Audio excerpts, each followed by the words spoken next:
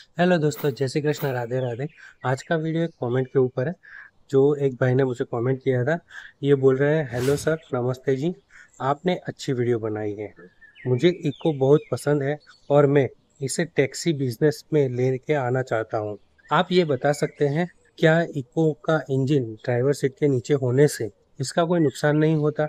Heat cabin के अंदर आती है और क्या इससे गाड़ी की एवरेज सच में बहुत कम होती है? मैं चंडीगढ़ से हूँ, यहाँ ये गाड़ी ना के बराबर है। सो दोस्तों, आज का वीडियो एक कमेंट के ऊपर है और इस कमेंट के अंदर ये भाई ने जो कुछ भी पूछा है, ये सब कुछ काफ़ी लोगों को पता नहीं है कि मारुति इको का इंजन सीट के नीचे क्यों होता है और इससे क्या फ़ायदे हैं और क्या नुकसान है। तो इस वीडियो में आपको ये सब कुछ मैं बताने वाला हूँ कि इको कार के अंदर जो ड्राइवर सीट के नीचे इंजन आता है, उसके नुकसान क्या है और फायदे क्या है। तो अगर आप इको बाय करना चाहते हो या फिर ये कार आपके पास है, तो ये वीडियो आपके लिए काफ़ी इंफॉर्मेटिव हो सकता है। तो वीडियो अंत तक जरूर देखें। सो दोस्तों, वीडियो अच्छा लगे तो इसे लाइक ज़रूर कर दीजिएगा और चैनल को सब्सक्राइब कर लीजिए, क्योंकि मैं आपके लिए ऐसे ही इंफॉर्मेटिव वीडियो बनाता रहता हूँ। तो चलो बिना बकवास के वीडियो को शुरू करते हैं। सो दोस्तों, सबसे पहले हम इको के इंजन सीट के नीचे होने के फायदे के बारे में बात करते हैं। सो दोस्तों, सबसे पहले आपको मारुति इको की डिज़ाइन के बारे में जानना पड़ेगा कि इसका cab over engine type design है।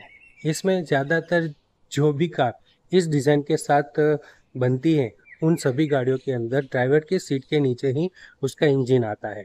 ऐसे डिज़ाइन करने का फ़ायदा ये है कि कार के अंदर आपको ज़्यादा स्पेस मिल पाए। सो दोस्तों, इसके डिज़ाइन के अकॉर्डिंग ही इसका इंजन ड्राइवर सीट के नीचे प्लेस किया गया है। सो दोस्तों, इस तरीके के डिज़ाइन के अंदर गाड़ी की कॉस्ट कम होती है, क्योंकि कार के अंदर ही कार की बॉडी बनाते समय इसका इंजन इसके अंदर फिट हो जाता है, जो काफ़ी कम प्राइस के अंदर होता है। इसी वजह से मारुति इको की प्राइस बहुत ही कम है और ये कम प्राइस के अंदर ही आपको मिलती है। हालांकि इस सेगमेंट की काफ़ी सारी कारें भी है जो इसके आसपास ही प्राइस के अंदर मिलती है, लेकिन उसके अंदर भी आपको ड्राइवर सीट के नीचे ही इंजन मिल जाएगा। जैसे कि टाटा के अंदर आती है टाटा मैजिक, उसके अंदर भी आपको ड्राइवर सीट के नीचे ही इंजन मिल जाएगा। दूसरी है महिंद्रा की मैक्सिमो, उसके अंदर भी ड्राइवर सीट के नीचे उसका इंजन है। मारुति की सेम दूसरी कार पहले आती थी, मारुति ओमनी, उसके अंदर भी सेम तरीके से ड्राइवर सीट के नीचे इंजन था, ताकि कार की कॉस्ट कम हो और उसकी कीमत कम रहे। इसी वजह से ऐसे डिज़ाइन कंपनियां डिज़ाइन करती है।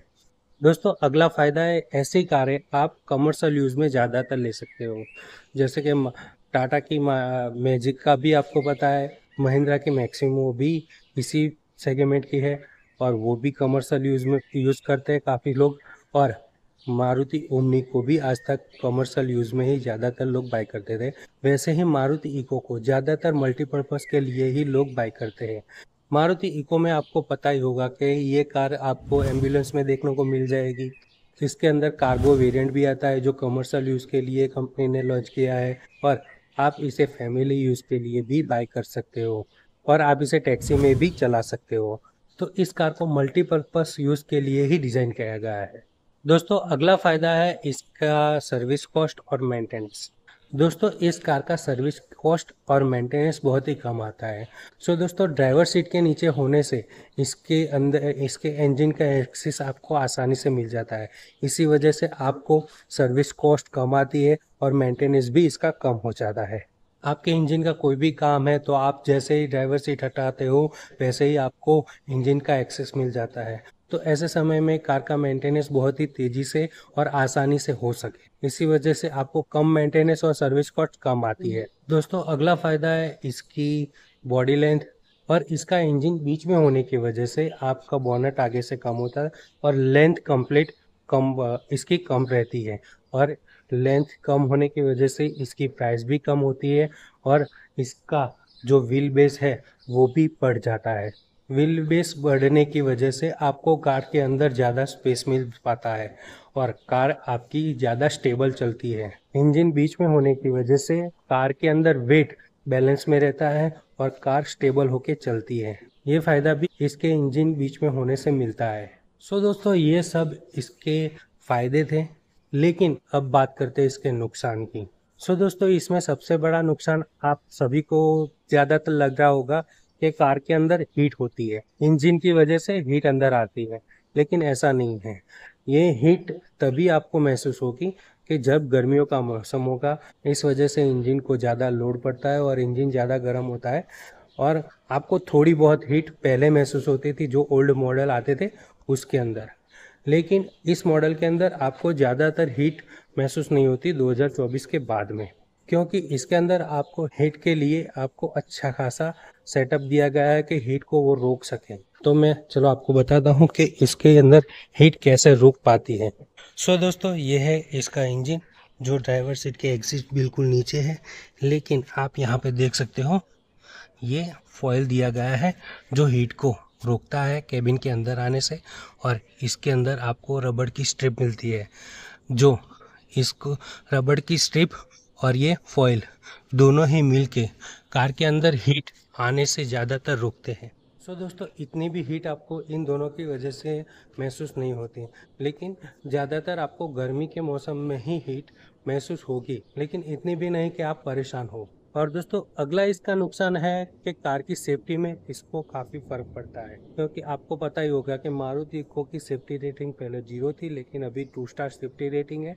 तो अगर आपका एक्सीडेंट होता है, अगर इसका इंजन आगे होता तो ज़्यादा नुकसान नहीं होता और आपको ज़्यादातर अंदर इम्पैक्ट नहीं महसूस होता, लेकिन बीच में होने की वजह से आगे के अंदर आपको केवल चेचिस ही इसको रोकने की कोशिश करती है। लेकिन इतना भी आपको पता ही है मारुति की बिल्ड क्वालिटी कैसी है, तो इस तरीके के डिज़ाइन के अंदर आपको सेफ्टी में थोड़ा कॉम्प्रोमाइज़ करना पड़ेगा।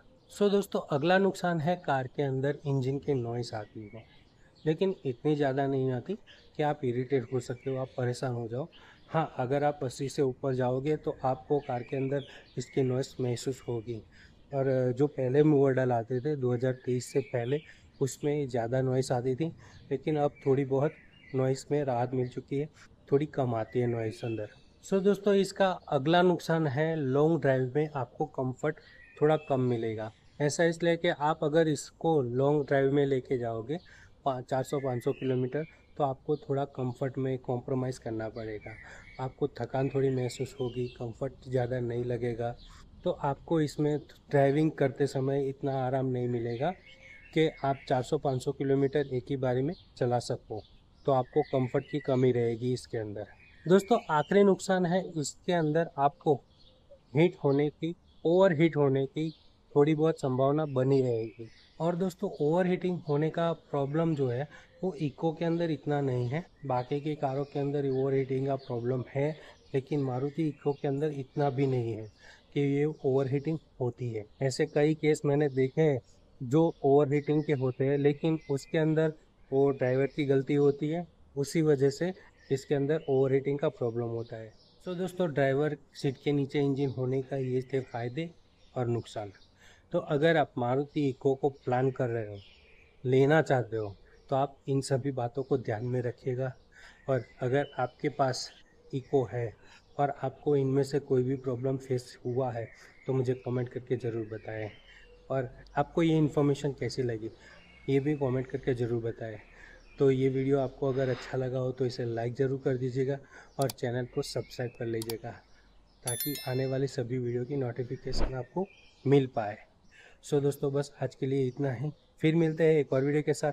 तब तक के लिए जय हिंद, जय भारत।